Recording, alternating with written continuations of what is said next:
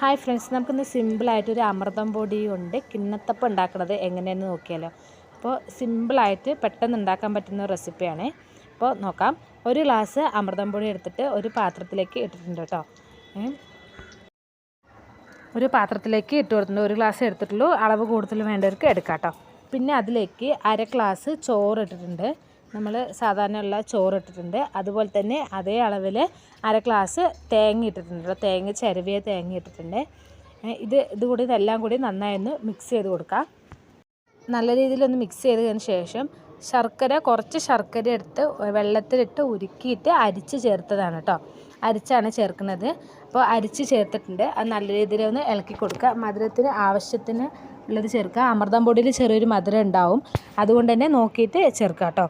അപ്പോൾ നല്ല രീതിയിലൊന്ന് മിക്സ് ചെയ്തെടുത്തിട്ടുണ്ട്. ഇനി നമുക്കൊന്ന് മിക്സിയുടെ ജാറിലേക്ക് ഇട്ടിട്ട് നല്ല രീതിയിലൊന്ന് അടിച്ചെടുക്കണം. നല്ല ഫൈനായിട്ട് തന്നെ, പരമാവധി പറ്റുന്ന ഫൈനായിട്ട് തന്നെ അടിച്ചെടുക്കുക. ഞാൻ ആ പാത്രം കഴുകിയിട്ട് കുറച്ചും കൂടി വെള്ളം ഒഴിച്ചിട്ടുണ്ട്. അപ്പോൾ ഇത് ദോശമാവിൻ്റെ കുറച്ച് കട്ടിക്കാണ് വേണ്ടത്.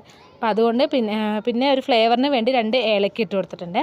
അപ്പോൾ നല്ല രീതിയിൽ അരച്ചെടുത്തിട്ടുണ്ട്. ഇതാണ് ഇതിൻ്റെ കറക്റ്റ് കൺസിസ്റ്റൻസി കേട്ടോ. ഇനി ഇതൊരു 10 മിനിറ്റ് റെസ്റ്റ് ചെയ്യാൻ വെക്കാം. അടച്ച് വെക്കാം കേട്ടോ. അടച്ചിട്ട് ഒരു 10 മിനിറ്റ് റെസ്റ്റ് ചെയ്യാൻ വെക്കുന്നുണ്ട്. ഇനി 10 മിനിറ്റ് കഴിഞ്ഞ ശേഷം എടുത്തിട്ട് ഒരു പിഞ്ച് ഉപ്പ് ചേർത്തൊന്ന് ഇളക്കി കൊടുക്കാം കേട്ടോ. എന്തിനാണെന്ന് വെച്ചാൽ ഈ മധുരമൊക്കെ ഒന്ന് ബാലൻസ് ആകാൻ വേണ്ടി ഒരു പിഞ്ച് ഉപ്പ് ചേർത്തുന്നുണ്ട്. ഉപ്പ് ചേർത്ത് ഇളക്കി കൊടുക്കുക. എന്നിട്ട് ഞാൻ ഇഡ്ഡലി ചെമ്പിലേക്ക് ആവി വയ്ക്കുന്നുണ്ട്. ഒരു പ്ലേറ്റിലേക്ക് കുറച്ച് വെളിച്ചെണ്ണ തടവി കൊടുത്തിട്ടുണ്ട്. അതിലേക്ക് ഞാൻ ഉണ്ടാക്കി വെച്ച ബാറ്റർ ഒഴിക്കുന്നുണ്ട്.